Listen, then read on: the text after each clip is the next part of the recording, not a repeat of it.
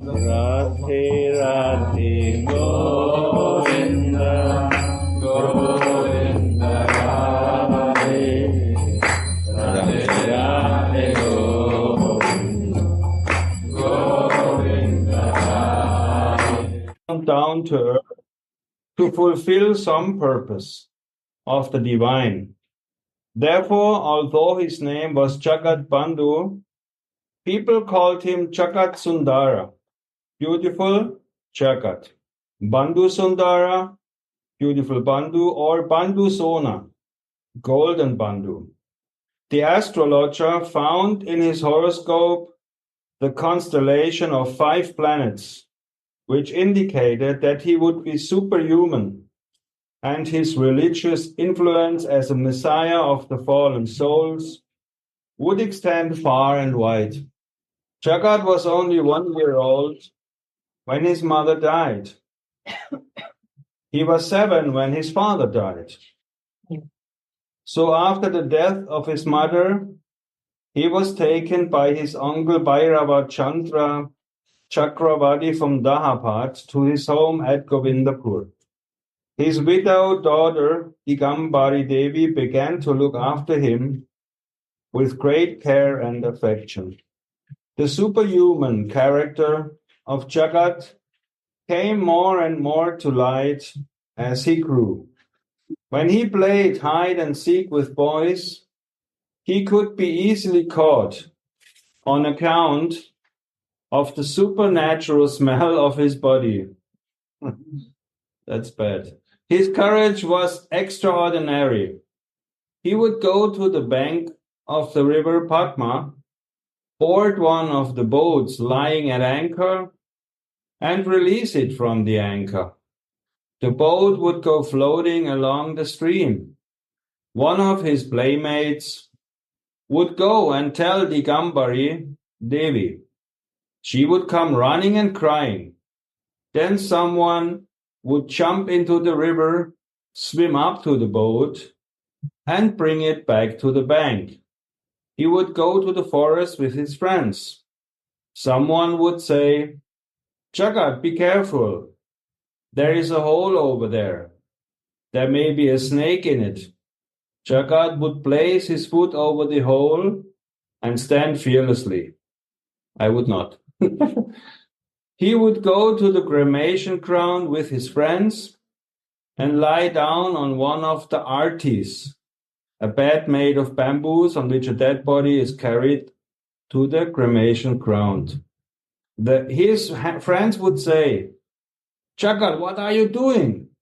The arti is impure. But Jagat would not listen. On going back home, the friends would tell Digambari Devi about it. She would say angrily, Jagat, you are impure. You must bath before entering the house. He would reply, Didi, purity and impurity are mental concepts. Whatever I touch becomes pure. Digambari Devi would forcibly pour a pitcher of water over him. After some time, Bhairavachandra built a new house in Brahmana Khanda, where he shifted with his entire family. But only 7 months after that, he died, and the burden of the family fell upon his 2 sons, Gopal Chandra and Tarini Charana.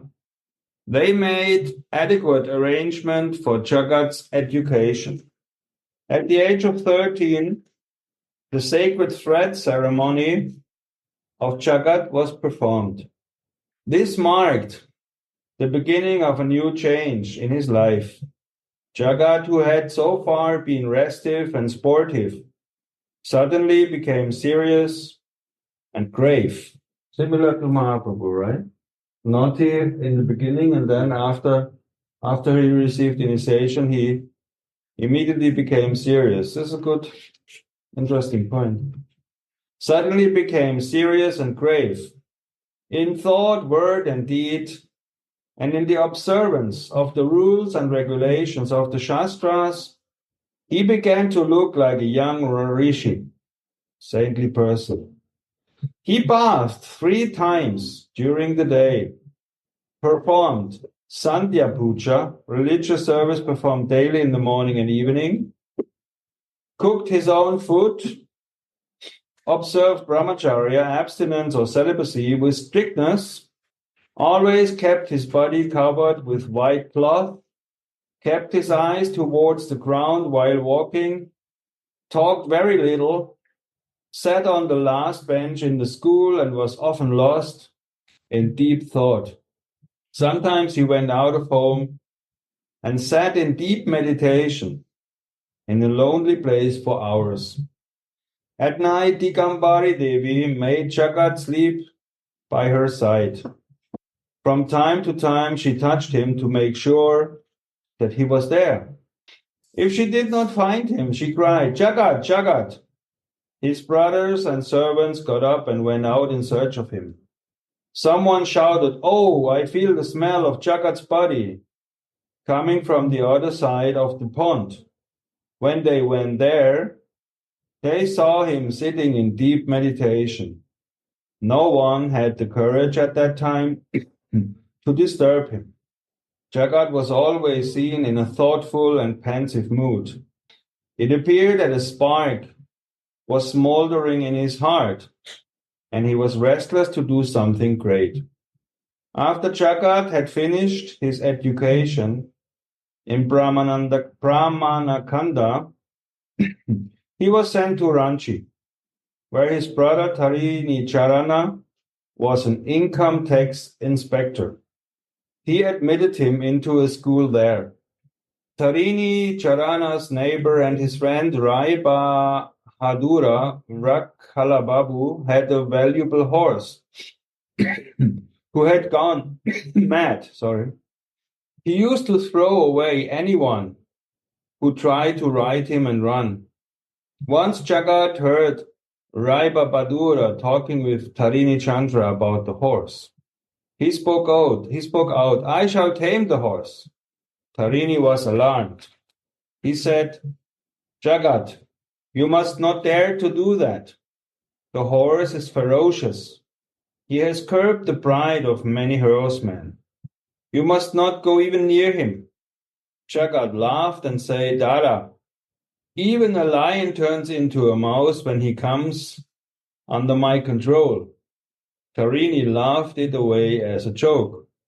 One evening, when Rai Bahadura returned from his office, he was surprised not to see the horse in the stable. When Tarini Charana returned from his office, he was surprised not to see Jagat at home. Someone said he had seen Jagat riding the horse. As soon as they heard this, there was no end to their anxiety. Rai Bahadura said, Tarini Babu, I'm not worried about the horse. He may or may not come back. He may live or die. But I am deeply concerned about your brother. Both were lost in anxiety and looking expectantly towards the road when they had a distant vision of the horse running towards them in great speed and raising dust all around. Tarini Babu's heart sank. He thought the horse was returning after throwing down Jagat and crushing him into pieces. But the very next moment, the horse came running in lightning speed with the rider on his back and stood at the door. Jagat held the bridle of the horse in one hand and the whip in the other. His face was red and wet with perspiration. He got down from the horse and stood before Rai Bahadura with pride and said, Rai Bahadura, your horse is tamed. This provided an instance of Jagat's wonderful power of attraction and enchantment, which worked on man and animals alike, and which in later years turned atheists into theists and sinners into saints. One day, when Tarini Babu returned from the office, he saw Jagat writhing with acute stomachache. He called a doctor. The doctor diagnosed that the patient was given poison. He treated accordingly, and he was cured. There was no one in the house except the cook and the servant. The cook had already fled. When the servant was threatened, he confessed that he and the cook had conspired to give poison to Jagat because they used to steal and found Jagat's presence in the house a hindrance to stealing. Tarini Babu wanted to hand over the servant to the police. But Jagat said, Dada, the remedy for wickedness is not punishment, but penitence. Excuse him, he will feel penitent. Tarini Babu excused the servant, but he did not think it proper to keep Jagat with him. He sent him to Babana to live with Golokamani, the younger sister of Digambari Devi, whose husband, Prasanna Kumar Lahidi, was a big lawyer. He thought that there he would be better looked after. Lahidi Babu admitted him into a school in Pabana. Jagat's career as a great saint and savior and redeemer of mankind started from Pabana. The spark that had been smoldering in his heart now turned into a flame.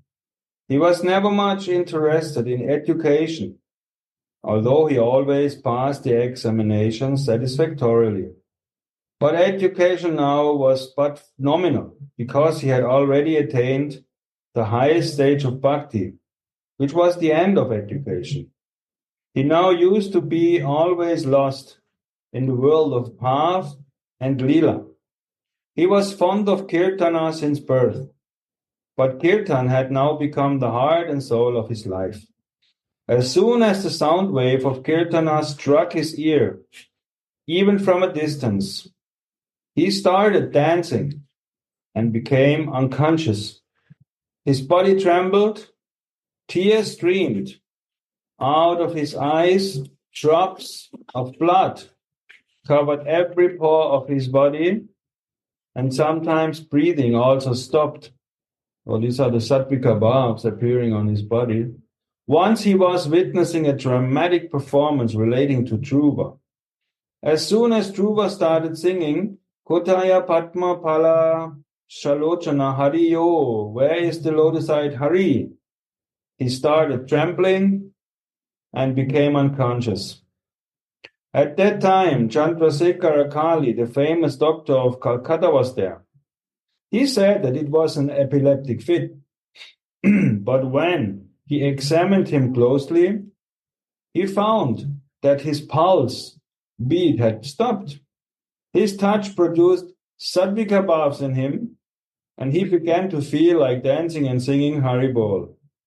Once while Jagabdandhu was bathing in river Ichamati, he heard a cowherd singing, Ada kabe deka hobe jukala rupa ekasane o. When shall I see the divine couple, Radha and Krishna, sitting together? Immediately he became unconscious and fell into the river. The people present there brought him out and led him on the bank. For a long time, consciousness did not return. A Vaishnava Babaji said, he is in Baba Murcha. Come, let us sing Harinam around him. All began to sing Hari Bol, with the clapping of hands. Jagabdandhu opened his eyes, but the bhav persisted for a long time. Jagabdandhu was mad on account of his extraordinary devotion to Harinam. He found another mad friend in Harana. Harana was his name, but he was called Kshepa Harana. People were, so this means mad. Kshepa Harana means mad Harana.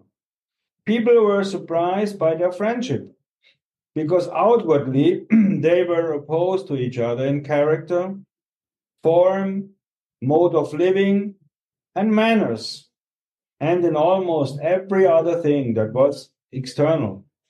Jagat was extraordinarily beautiful. Harana was ugly. Jagat was the very figure of cleanliness, Harana of dirtiness. Jagat bathed thrice during the day, wore clothes that were washed by his own hands and were spotlessly clean.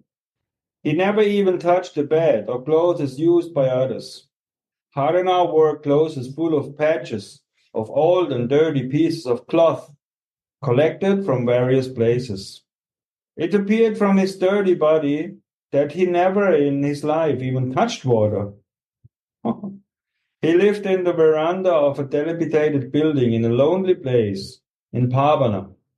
From the crevices in the walls of the veranda hissed many a snake even during the day. All around him one could see lying old and broken earthen pots full of stale and rotten eatables, thrown away by people and collected by him from various places. Ecstatic. Jagat was still in budding youth, while it was difficult to say anything about the age of Harana. He had seen the marriages of his grandfathers and grandmothers, of many old people of Pabana. People called him Trikalagyan and Vakshita. That means one who knows the past, the present, of the future, one who knows words always come true. Whatever he said about any person, even casually, always came true.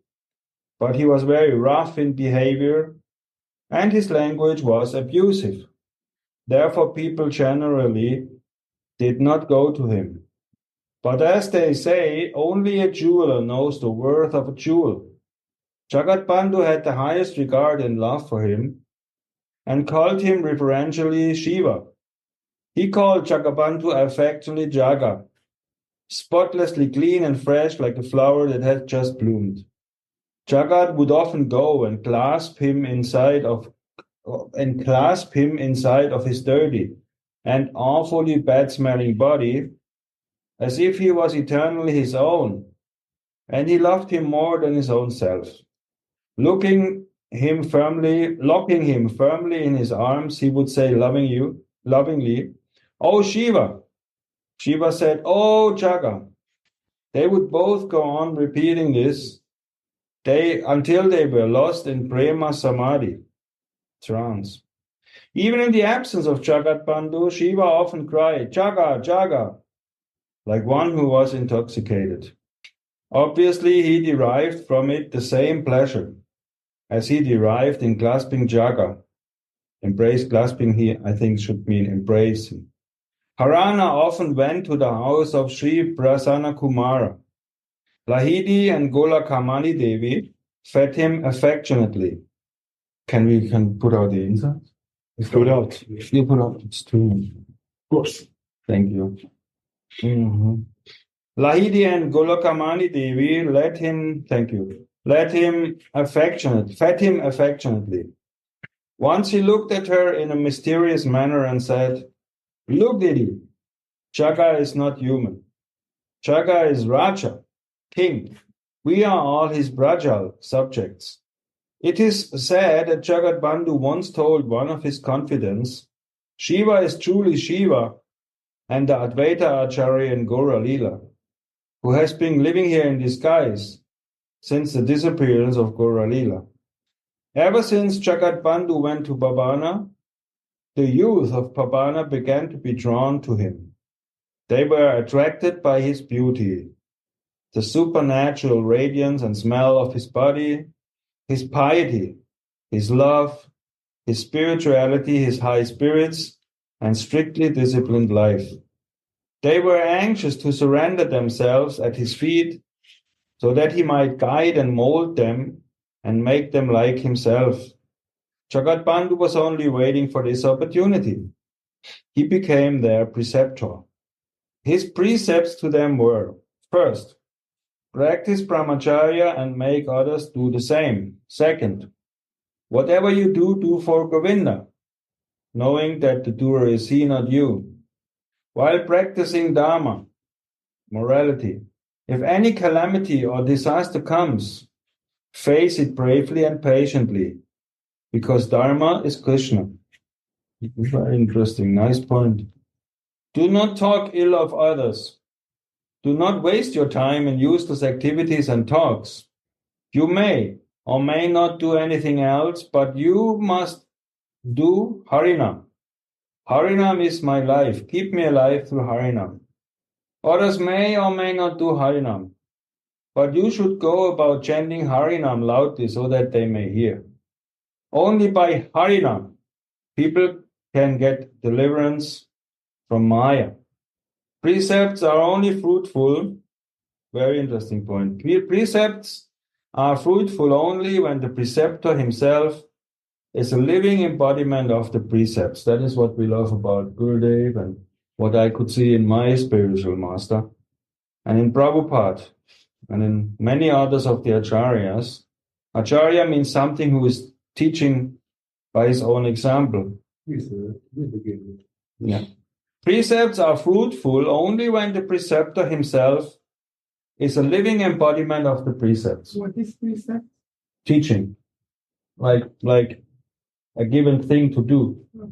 Could also say teaching or advice. So that means practice what you preach, and that should be in the person of Guru. The powerful precepts of Jagabdandhu, who was himself a living example of all that he preached, soon brought about unprecedented change in the young man of Pavana. Their guardians apprehended that the boys might renounce the world, and they might be deprived of their only hope and support in old age. They conferred together and checked and decided to cut at the very root of the problem by killing Jagabdandhu. The boys came to know about this. They informed Jagabdandhu. He remained grave, undisturbed, and unmoved like the Himalayas, but said, "Many atrocities will be committed upon this body, but no one will be able to kill it. Suffer violence, but do not be violent. You may also have to face violence. Move about fearlessly." Jagabdandhu used to go out for a walk before sunrise every morning.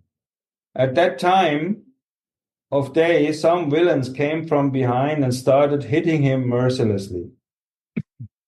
They went on hitting till he fell unconscious on the ground. They thought he was dead and ran away, leaving him alone in the forest. He was seen by a watchman returning home after night duty. He went and informed Lahidi Babu. He and his men ran towards the forest. They lifted Jagabdandhu and brought him home. The news soon spread in Pavana like wildfire. Crowds of young men started coming to Lahidi Babu's house. They were all wild with anger. As soon as Jagabdandhu regained consciousness, they asked him about the names of the villains. He remained silent. When asked repeatedly, he asked for paper and pencil. When he was writing, everyone was anxiously looking at the paper for the names. But instead of the names, what he wrote on it in bold letters was, "I have not come to chastise, but to deliver." After this episode, Tarini Babu came and took Jagabdandhu with him to Ranchi. He admitted him into an English school at Ranchi in class 10th. But at this time, when the thought of redeeming the Jivas by preaching Harinam to them was persistently gnawing him, how could he apply his mind to studies, and to what end? Impelled by the thought, he one day sneaked out of Ranchi. No one knows where he went and what he did for 2 years. After 2 years, he reached Brahmanakanda and started his life's mission, the preaching of Harinam in right earnest. He built 2 ashramas, one in Brahmanakanda and the other in Bhakchara near Brahmanakanda. He organized 7 kirtan parties. In each party there were 2 mridangas and 4 pairs of karatalas. All the 7 parties went out about doing kirtan in different parts of the city every day. Jagabdandhu also accompanied the kirtan parties. Sometimes all the parties together performed kirtana together for 24 hours. The songs sung in Kirtana were composed by Jagabdandhu himself. An important part of Kirtan used to be Hari Luta, scattering of sweets in honor of Hari in order that the people may pick them up and eat. This also Jagabdandhu did himself. At first he scattered, meaning distributed prasad in Hari Luta. Then in a fit of joyful emotion he squandered pen, pencil, stick, cloth, coins, notes, and whatever he could lay his hand on. Once he threw away his sitara in Hari Luta, saying, Haribol. The instrument broke.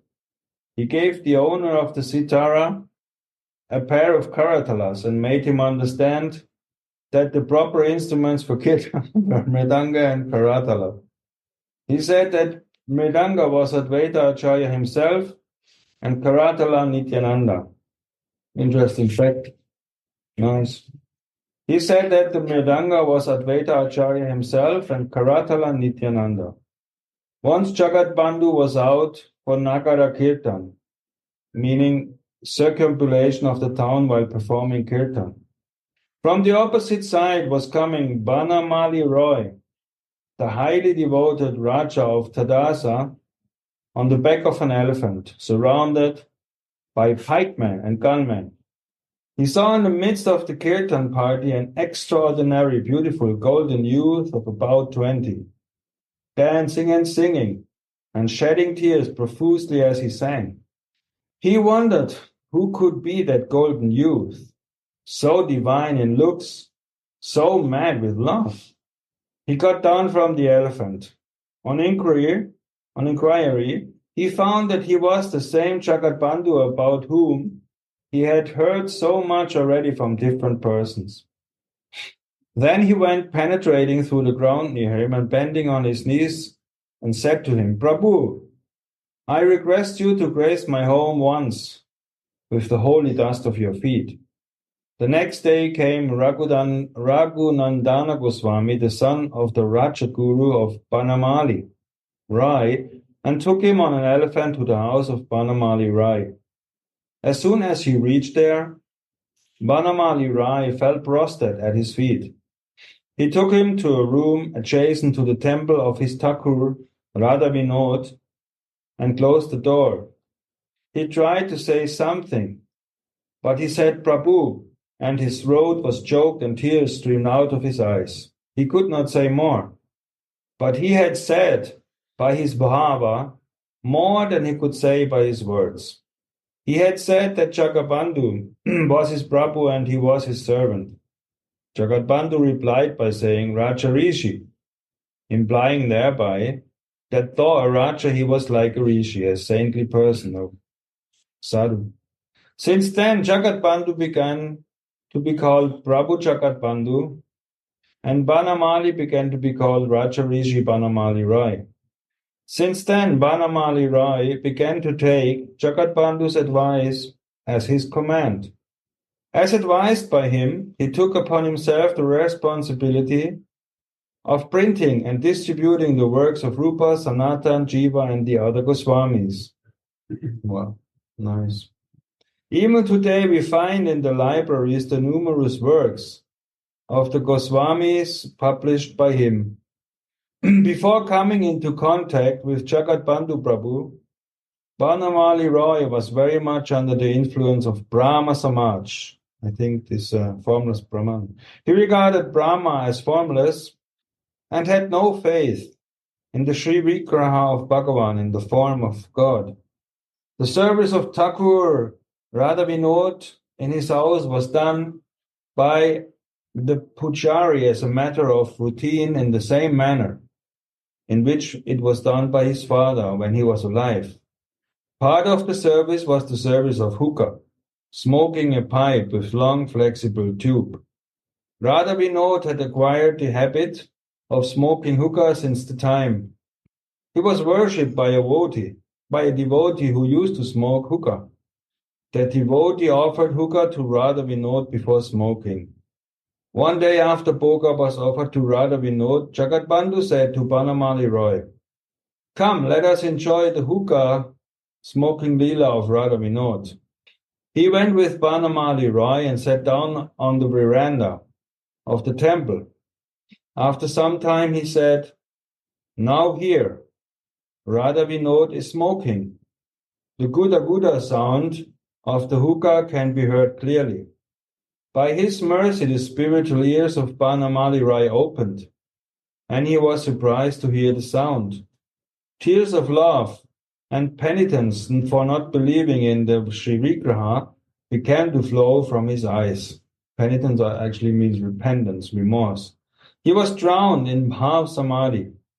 Since then, Banamali Rai's faith in Sri Vigraha became so strong that even if someone said something which even remotely implied that the Sri Vigraha was only a statue, he felt extremely pained at heart. Banamali Rai regarded Radha Vinod and Jagabdandhu Prabhu as non-different and served them accordingly. So here we can see that Jagabdandhu could also have chastised him and told him, "Why are you giving hookah to your deity?" But the saint, he could see that his faith was not strong in the Vigraha, so he approached it another way. He said, "Now you will hear the smoking of the hookah to increase and to deepen the faith of Banamali Rai." Very interesting point. So these sadhus, these Uttamadhikaris, they see everything with the highest and most divine eyes. I would have said, my God, why is he offering hookah to Krishna? Hookah can be tobacco or more. Very interesting approach. So then from that point on, he had this Nishta in his Ishtadev. That's wonderful. Jagabdandhu started his mission of preaching Kirtan with the Puno community of Faridapur, which was the lowliest and the most downtrodden community of the Hindu society. Like Prabhupada went to New York with the hippies. Always they see the jewels are hidden there. Since long, these people had been neglected and ill-treated by the Hindus. The English missionaries wanted to convert them into Christianity. They fixed a day for their conversion. The same day, Jagabdandhu organized a grand and pompous Sankirtan procession. The procession marched on, rending the sky with high-pitched sound of numerous mridangas and karatalas, and reached the colony where the Buonos lived. The Buonos joined the Sankirtan. Jagabdandhu embraced their leader Rajanipasa and sang and danced with him. Other members of the party embraced the other Buonos and danced with them. Sankirtan changed the heart of the Buonos. They gave up the idea of proselytization into Christianity. The missionaries had to return disappointed. Jagabdandhu gave them the Mridanga and Karatala. They organized a big Sankirtan party. Jagabdandhu included it in his own party and treated them both equally. Rama Bagana in Calcutta was densely populated by Domas, the lowest caste in India. Jagabdandhu often went there and stayed with his devotee Tinkadi. He taught them how to perform kirtan. Within a short time, Rama Bagana became the center of kirtan in Calcutta. All the Domas became devotees. They worshipped Jagabdandhu as their Bhagavan. Jagabdandhu also gave every respect to them. He did not even hesitate to eat from their hand. Gradually, Jagabdandhu attracted several other persons who became his chief assistants in the work of preaching Harinam. Ramdas Babaji was his closest companion since his boyhood. He used to be the principal singer in his kirtanas. He had a sweet voice, and his bhav was very deep. As soon as he started kirtan, all the sattvika bhavas appeared on his body. His name was Radhika. But Jagabdandhu lost outward consciousness as soon as he said Radhika. Therefore he called him Sarika. Later it was he who gave him the name Ramdas. Atula Champadi was the husband of Dikambari Devi daughter Shiroda Sundari. He was the headmaster of a high school in Ara. in district Patana. He met Jagabdandhu first at the time of his marriage and came under his influence. He began in his own mind to regard him as his guru. Later he renounced the world and became a recluse. He used to go about chanting Hari Bol, with a bag hanging from his shoulder and ringing cymbals with his hands in the streets and bylanes of Calcutta. Therefore he began to be called Haribol Champati.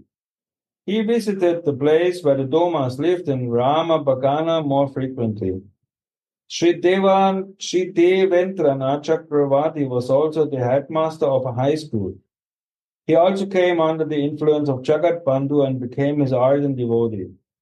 Like Champati, he also renounced the world and started going around different places chanting Jai Nitai, Jai Nitai. Therefore, he began to be called Jai Nitai. Similarly, a number of other devotees came under the influence of Jagabdandhu and were charged by him with Shakti to go around and preach Harinam. Prominent among them were Mahendraji, the founder of Mahanam Sampradaya, Ramesha Chandra Chakravarti, Pakula Vishwasa, Mahimasa, and Navinath Chandra Brajbasi. Jagabdandhu passed his days in Goyala, Charnathapali, near Faridapur. An ashram was built there which was called Sri Sridham Faridapur Sri Angana. While living in Sri Angana, signs of Bhavan madness in divine love, began to appear in him. In the stage of Bhavan he used to be so lost in bhav that he had no consciousness of his body. He did not know whether he had clothes on his body or not. Usually he used to be naked. In his bhav he used to be like an infant who depended entirely upon others. From 1902 to 1980, for about 16 years and 8 months, he remained silent. Wow. During this period, he lived in a dark room of Sri Angan with the door closed from the inside. He did not know. 16 years. He did not allow a lamp to be lit in the room. He had no connection whatsoever with the outside world. He ate and slept very little. He left his body in 1921, 2.5 years after he broke the silence. Who was Jagabdandhu? And what was the secret of his Mahamauna Lila, his long period of silence? It is difficult to say. He himself said, I am a sweeper. I have come to sweep the hearts of people. I am Harinams. That means I'm owed by Harinam and no one else. You possess me and unite me by doing Harinam. His devotees they thought that he was the combined incarnation of Gauranga Mahaprabhu and Nityananda Prabhu. In the form of Gauranga Mahaprabhu, Sri Krishna fulfilled his want of a superior rasa, the rasa resulting from the experience of his own beauty and sweetness, which Radha alone enjoyed, fully through the eyes of prema. We know now through Manjari by Guru's mercy. He could do so in his Gambhira Lila as Gaura, because Gaura was the combined incarnation of Radha and Krishna.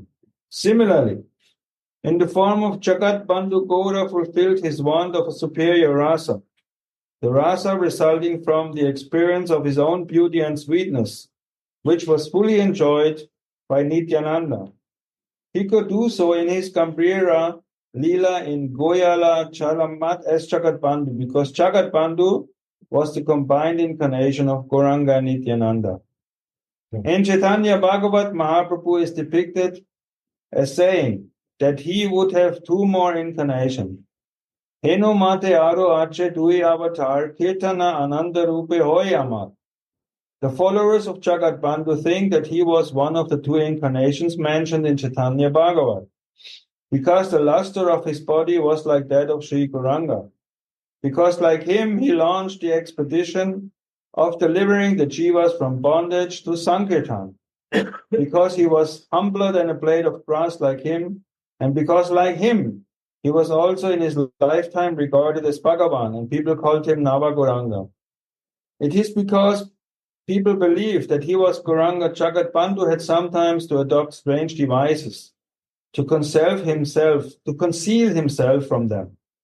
Once he had gone to Navadvip to bath in the Ganges on some auspicious day when Navadvip was crowded with pilgrims. News spread like wildfire that Navagoranga had come to Navadvip and they would be blessed with his darshan when he went to bath in the Ganges. Huge crowds gathered on his path to the river. Jagabdandhu came to know about this and left Navadvip at night. On another occasion, when he was going to Faridapur, thousands of people who believed that he was Bhagavan gathered in a market through which he had to pass for his darshan. He asked his men to prepare an arati, again this a bed made of bamboos to carry a dead body to the funeral ground. He lay down on the arati and covered himself with a cloth. His men carried him through the market chanting Haribol, as if they were carrying a corpse. That's the end of the story of Jagabdandhu Prabhu. So, very nice, very inspiring. He was living exactly where I was not on the beginning. Never said. Some village. I don't remember now. I read so much. So nice. Now is the Italian. You think we switch now to the Italian? So I switch, huh? I don't know. So is there any question or comments from the audience? Thank you for letting me do this service of speaking. We don't know, we cannot say for sure if he was the incarnation, but it's still maybe, and it's very, very inspiring to hear about these great, great sadhus. Radhe Radhe Go.